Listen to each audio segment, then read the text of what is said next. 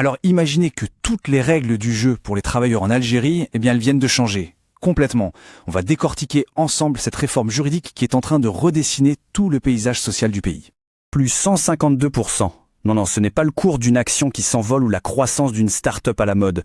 C'est bien plus concret, c'est l'augmentation du nombre d'articles dans la nouvelle loi sur le droit syndical en Algérie. Rien que ce chiffre, ça nous dit une chose. On n'assiste pas à un simple dépoussiérage, mais bien à une refondation totale. Ok, pour bien comprendre ce qui se passe, on va suivre un plan en 5 étapes. On va partir de la comparaison entre l'ancienne et la nouvelle loi, voir qui est concerné, les nouvelles règles du jeu pour être représentatif, le nouvel équilibre entre droits et devoirs, et on finira par se demander « Et maintenant, quel avenir pour le dialogue social ?»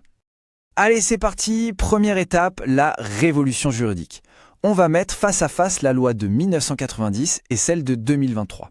Et on va voir que la différence, ce n'est vraiment pas juste une question de date. Voilà, le 2 mai 2023, tout a changé.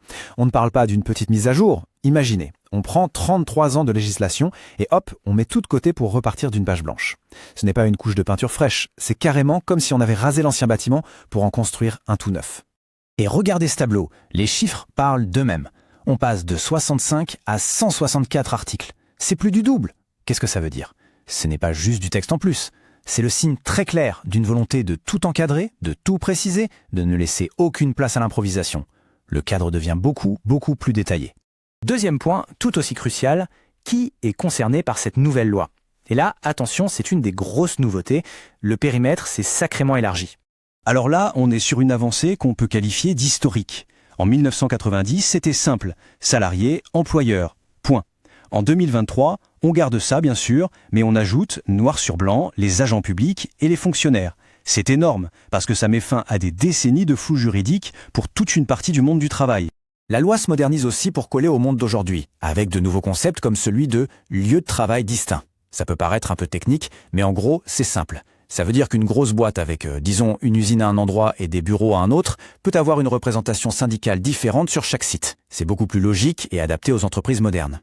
Ok, donc plus de monde peut créer un syndicat. Mais comment est-ce qu'un syndicat prouve qu'il pèse vraiment, qu'il est légitime pour négocier? Eh bien, attention, parce que les règles du jeu se sont durcies. C'est le troisième point qu'on aborde. Et voilà, la barre est plus haute. Avant, il fallait rassembler 20% des travailleurs. Maintenant, c'est 25%. On pourrait se dire, bon, 5% de plus. Mais dans la réalité, c'est un saut énorme. Passer ce cap, c'est ce qui fait la différence entre être un acteur majeur des négociations ou rester à la porte. Et pour compter tout ce monde, devinez quoi? On passe au numérique.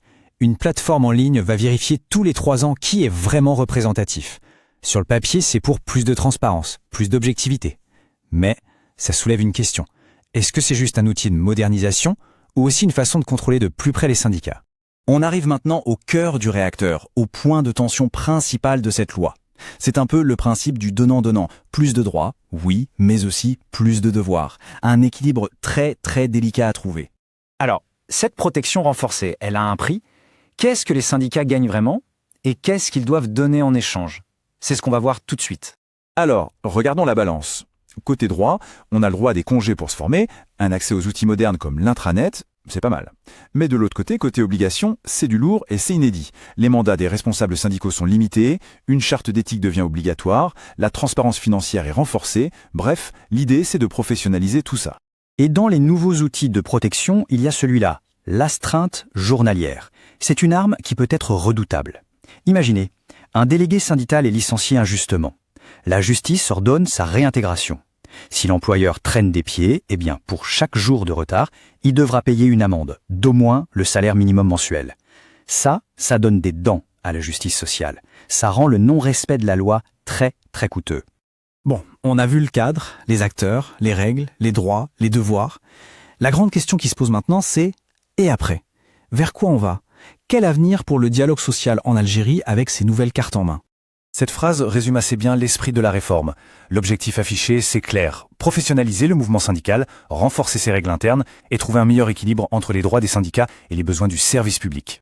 Et tout ça nous laisse avec cette question finale fondamentale. Est-ce que cette nouvelle loi va vraiment mener à un dialogue social plus efficace, plus structuré, ou est-ce qu'on va vers un paysage syndical au final plus contrôlé? L'équilibre parfait reste à trouver. La page n'est pas encore écrite, tout va se jouer sur le terrain. Et ce dilemme entre liberté et encadrement, c'est vraiment le grand défi pour le syndicalisme algérien de demain.